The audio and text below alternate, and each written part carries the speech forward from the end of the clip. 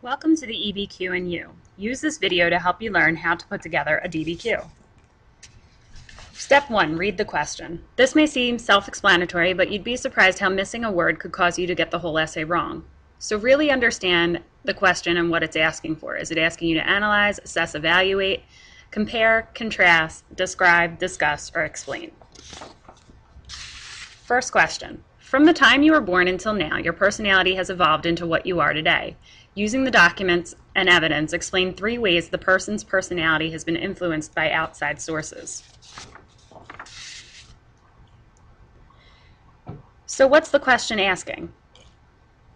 That's right, to compare. The next step with a history essay is to review the information first. So after understanding the question, now we have to assemble our evidence so we can write a solid thesis that the reader will believe. It's important to know that in history essays, you will have to support your claims. You can't just say what you think without evidence.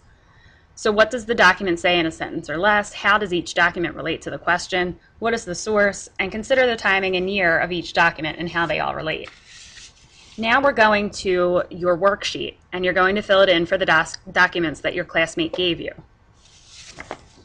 So what's this question asking you? What groups can you break the evidence into? Remember, this will be different depending on what documents are.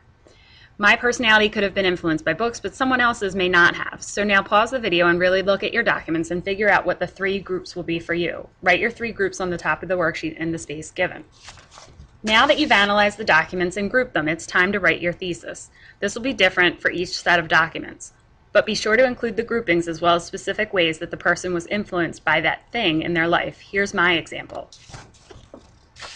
Mrs. Buckmaster has various influences in her life that made her the fun and caring teacher and mom she is today. One of these influences is her family. They seem like a fun group of people. Another is her love of being active, as she loves to garden, hike, and work out. Lastly are her students and career. They seem to love her and enjoy her as a teacher. Now go back through your thesis and edit out these words.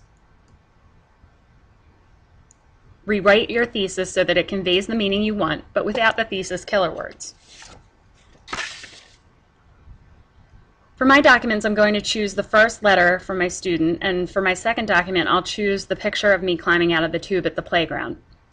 For point of view of these documents, let's break them down. This letter is from my student, and it was unprovoked, so it's sincere. The student wrote this letter during the summer, so their grade was not going to be affected, nor did they have anything to gain from writing it. Now for my second document, it's a little trickier. Whoever took this picture was at a playground with me, so it must be someone that I know and cares about me, especially to go to a playground with a grown woman. They wanted to show me in a positive light, and they caught a fun moment in doing so. They might be less likely to take pictures of me while I'm upset or sad due to this. For my additional evidence, what other type of document would be helpful in answering this question about Mrs. Buckmaster? This document could be anything. I feel like all of these documents paint me in a positive light, which is great, but people don't have completely happy lives all the time, right? So maybe a good piece of evidence would be a journal entry from Mrs. Buckmaster talking about a death in her family, or a Facebook post that talks about a bad day she had.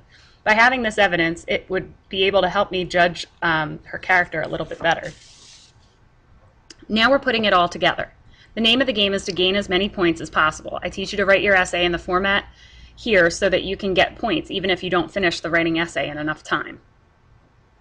Now write, my little cherubs, write. Please feel free to go back in this video to review anything that you may need more work on, or just email me with any questions. Good luck. Created using Powtoon.